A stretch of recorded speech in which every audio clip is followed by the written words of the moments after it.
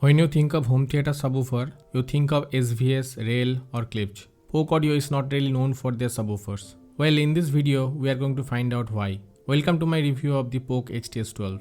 As always, I'm not going to waste time reading the specification. You can pause the video and read it here. I believe that reading the specification and showing a sound demo is called a review.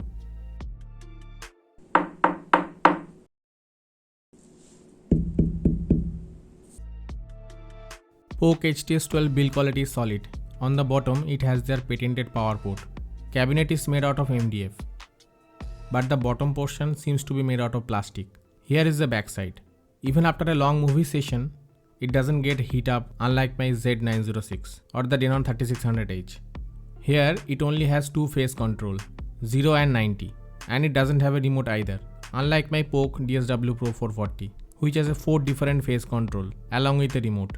For setup, I've got S55 towers on the front, S35 as center channel, S15 as surround, and OWM3 in the ceiling for Atmos height effects.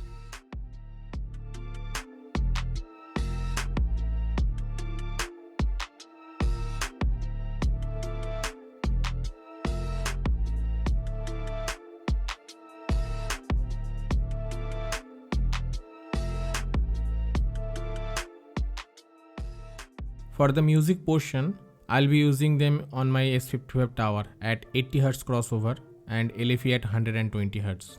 And I won't be using Odyssey. Subwoofer volume is set to 50%. Let's jump straight to music. First up is Let's Work It Out by Raghav, my go-to song when it comes to bass.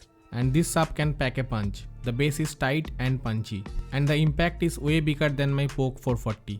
This song can definitely push the subwoofer to go to the rated 28Hz. Although the bass is really hard, yet it feels slightly boomy and not that fast or tactile. Now boominess depends a lot on the room acoustic as well, and I have yet to invest in some good bass traps.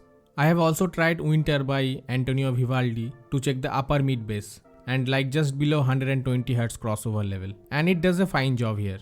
The lower range of the cello really blends in nicely, but it doesn't excite me or anything. I didn't find any difficulty in hearing that instrument separation. To check movie performance, first I've tried Fury on 4K Blu-ray. The tank battle scene is really the best way to judge a subwoofer.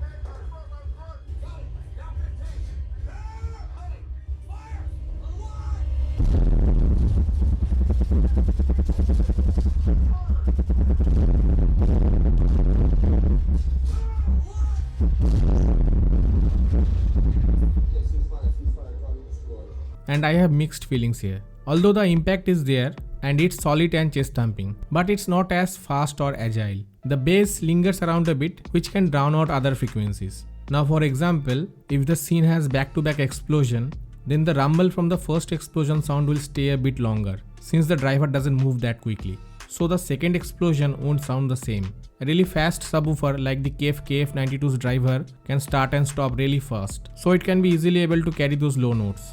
I've noticed that sealed subwoofer have little lower bass impact, but they are fast and tactile, great for music. But again, this is totally subjective.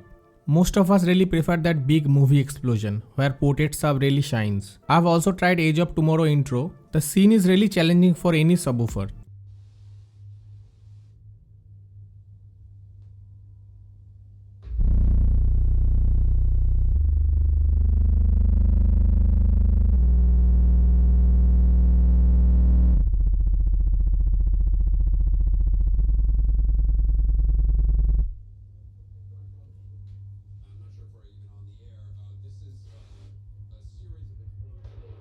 The Polk HTS12 can't go single digit bass, but I did not hear any sort of distortion or port noise. It's really impressive. My favorite Dolby Atmos demo is Ready Player One on 4K Blu-ray.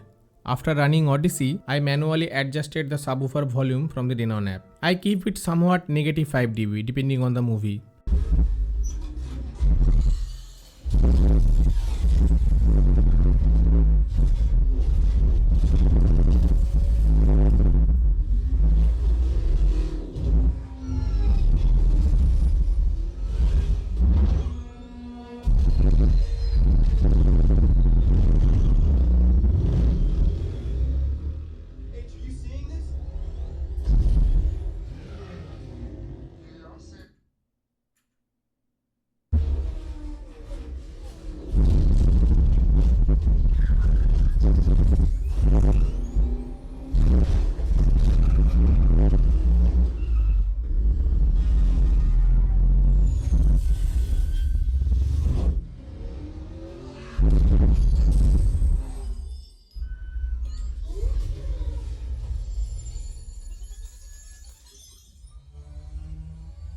On the Ready Player One racing scene, the HTS will blend in nicely, but it depends a lot on the AVR as well. I'll make another video after setting all the corner bass traps. That might change the bass, so be sure to check back later. Poke HTS 12 currently selling at Pro FX at 47,000. With the current price point, I'm giving the Poke HTS 12 and 7 out of 10. So that was the review guys. Thanks for watching and have a good one.